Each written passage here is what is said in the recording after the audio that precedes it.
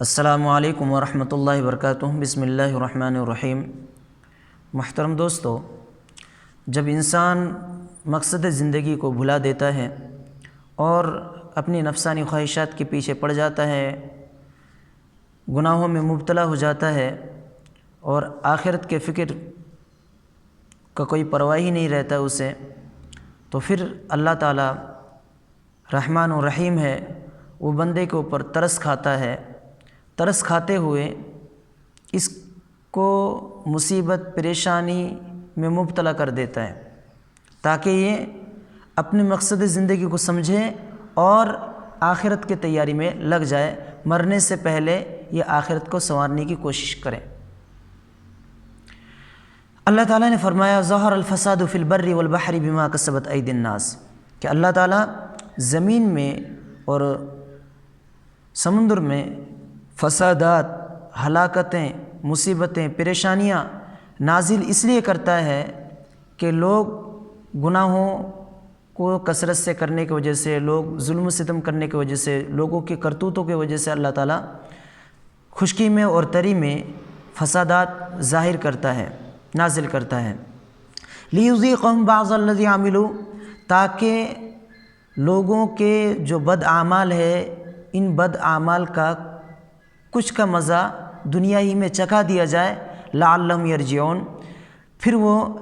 پلٹ کر اپنی مقصد زندگی کو سمجھنے کی کوشش کریں اور اللہ کی یاد میں، آخرت کی تیاری میں دوبارہ لگ جائے۔ تو اللہ تعالیٰ جو آفت مصیبت ڈالتا ہے اس لیے ڈالتا ہے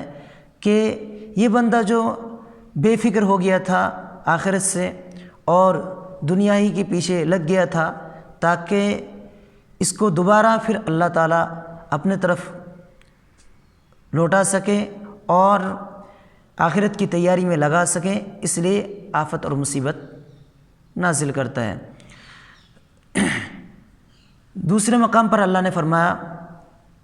وما اصابکم من مصیبت فبما کسبت ایدیکم ویعفو عن کثیر، کہ انسان کے کرتوتوں کی وجہ سے مصیبت تو آتی ہے، لیکن بہت ساری کرتوت اور اس کے گناہوں سے درگزر کر لیا جاتا ہے، صرف نظر کر لی جاتی ہے۔ تو جب بھی پریشانی مصیبت آئے، ہمیں چاہیے کہ ہم اپنے اعمال کی طرف، اپنے کردار کی طرف توجہ دیں اور اپنے کردار، اپنے اخلاق کو درست کرنے کی کوشش کریں، اپنے احوال کو سدھاریں، اسی میں ہمارے لیے خیر اور بھلائی ہے۔ اللہ کے نبی صلی اللہ علیہ وسلم نے فرمایا بابانی معجلانی عقوبتہما فی الدنیا، کہ دو گناہ ایسے ہیں کہ اگر کوئی شخص ان دو گناہوں کے دروازے تک پہنچ جاتا ہے تو اللہ تعالیٰ آخرت میں تو عذاب دے گا، لیکن دنیا ہی میں عذاب دے دیتا ہے ان کا۔ ان میں سے ایک ہے ظلم کرنا اور دوسرا ہے والدین کی نافرمانی کرنا۔ ظلم و ستم جب انسان کرتا ہے تو اللہ تعالیٰ دنیا ہی میں پکڑ فرماتا ہے۔ اللہ کے نبی اسی لیے تو فرمایا کہ اتقوا دعوت المظلوم، کہ مظلوم کی بد دعا سے بچو۔ اللہ اور مظلوم کے درمیان کوئی پردہ نہیں ہوتا ہے، مظلوم کی آہ فوراً اللہ کے یہاں پہنچتی ہے، اللہ تعالیٰ اس کو قبول فرماتا ہے۔ بعض روایتوں میں اللہ کے نبی نے کہا کہ چاہے وہ کافر ہی کیوں نہ ہو، وہ ان کا نہ کافر ہی کیوں نہ ہو،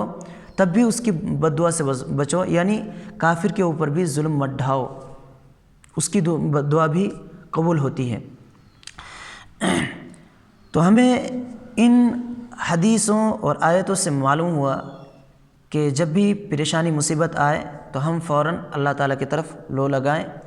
اپنے گناہوں کو چھوڑنے کی کوشش کریں اور اللہ سے توبہ استغفار میں لگ جائیں۔ اللہ تعالیٰ سے دعا ہے کہ اللہ تعالیٰ ہمیں قرآن و سنت کے مطابق زندگی گزارنے کی توفیق عطا فرمائے، ہمیں دنیا میں آفت و مصیبتوں سے، بلاؤں سے ہماری حفاظت فرمائے۔ السلام